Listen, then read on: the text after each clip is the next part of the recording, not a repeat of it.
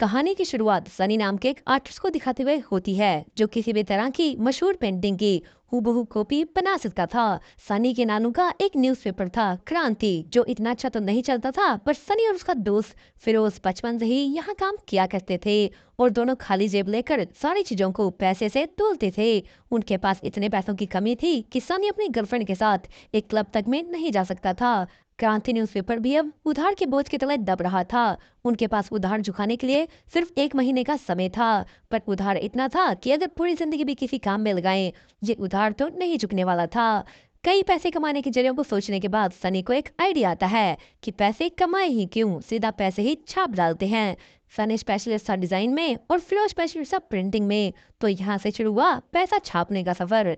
Sunny note की copy इतनी बारीकी से करता है जितनी तो कोई हाईटेक मशीन भी ना कर पाए, और फिरोज अपने टूटी फूटी प्रिंटिंग मशीन से जुगाड़ लगाकर कर देता है नोट तैयार। पर जब करने जाते हैं दोनों इसका फर्स्ट टेस्ट, नोट की सच्चाई आ जाती है दुकानदार के सामने और हार आ जाती है सनी और फिरोज के हाथ में। सीन यहाँ से शिफ्ट होकर पहुंचता है पड़ोसी देश नेपाल में, जहाँ इंडियन पुलिस, जिसे माइकल नाम का एक ऑफिसर लीड कर रहा था, नेपाल पुलिस के साथ मिलकर मंसूर नाम के एक आदमी को, जो कि नकली नोटों का बिजनेस चला रहा था, उसे गिरफ्तार कर लेते हैं। पर वहां से निकलते वक्त मंसूर के आदमी पुलिस की टीम पर हमला कर देते हैं, जिसकी वजह से मंसूर वहां से भागने में कामयाब हो जाता है।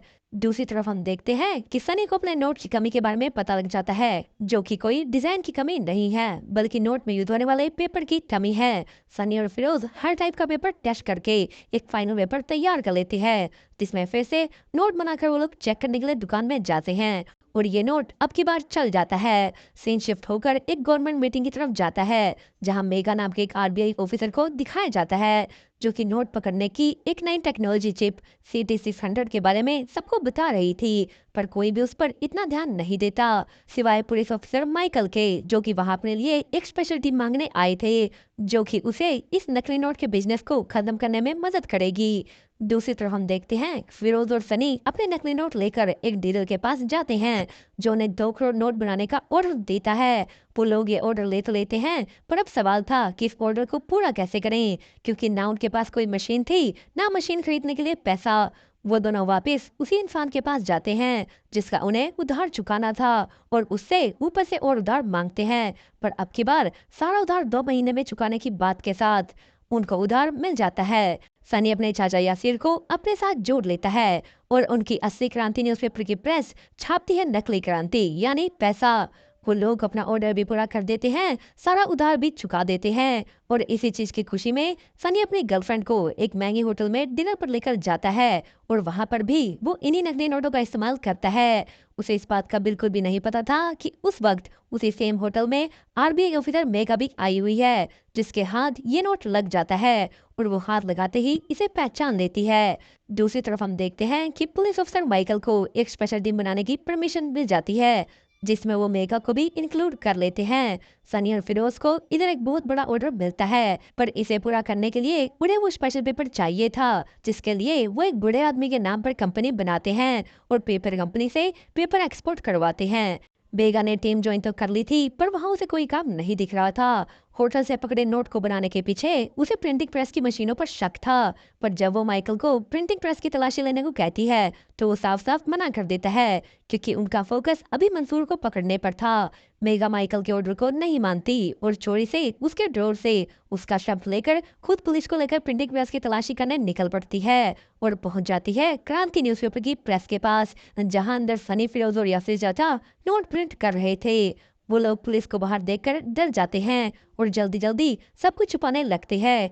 यासिर चाचा जितना हो सके पुलिस को बाहर रोक कर रखते हैं, पर इससे पहले मेघा अंदर ज्यादा वो तलाशी कर पाती, उसे माइकल का फोन आ जाता है, जिसे उसकी इस हरकत का पता लग गया था। पुलिस वहां से चली जाती है, जिसे सनी और फिरोज भी बच जाते हैं। इस घटना से यासिर चाचा बहुत डर जाते हैं और सनी के नानू को इन सब बातों के बारे में बता देते हैं, जो कि सनी और फिरोज दोनों को अपनी प्रेस से धक्के मारकर बाहर निकाल देते हैं। कुछ दिनों बाद सरकार मेगा की मशीन को धनरक्षक नाम से पूरे देश में लॉन्च कर देती है, जो कि एक बहुत बड़ी सफलता साबित होती है। अब चारों तरफ नकली नोट पकड़े जाने लगे थे। सनी को दूसरी तरफ खबर मिलती है कि उसके नाना खो गए हैं और काफी ढूंढने पर भी नहीं मिल रहे। सनी और फिरोज दोनों उनकी तलाश करवाने के लिए पुलिस के पास जाते हैं, पर वहां सनी उनसे बदतमीजी कर लेता है, जिसकी वजह से उन्हें ही उल्टा हवालात में डाल दिया जाता है। उनके जेल से निकलने के बाद उन्हें पता लगता है कि उनके नाना को भूलने की बीमारी हो चुकी है और वो धीरे धीरे सब कुछ भूल रहे थे। वो ये भी भूल चुके थे कि उन्होंने सनी को प्रेस से बाहर निकाल दिया है। सनी अपने नाना के लिए फर्जी नोटों के अपने काम को बंद कर देता है, पर ये चीज ज्यादा देर तक नहीं टिकने वाली थी, क्योंकि हर जगह नकली नोट पकड़े जाने की वजह से मंसूर बहुत चिंता में आ गया था। पर उसे वहां सनी के नोट के बारे में पता लग जाता है, जो कि मशीन भी नहीं डिटेक्ट कर पा रही थी। मंसूर सनी और फिरोज दोनों को अगवा कर लेता है और सनी को अपने लिए काम करने के लिए मनाता है। पहले तो सनी उसे मना कर देता है, पर वो किसी तरह उसे मना ही लेता है। सनी मंसूर के लिए 2000 का नोट डिजाइन करता है, जिसके बदले वो उसके नाना का इलाज करवाता है। पर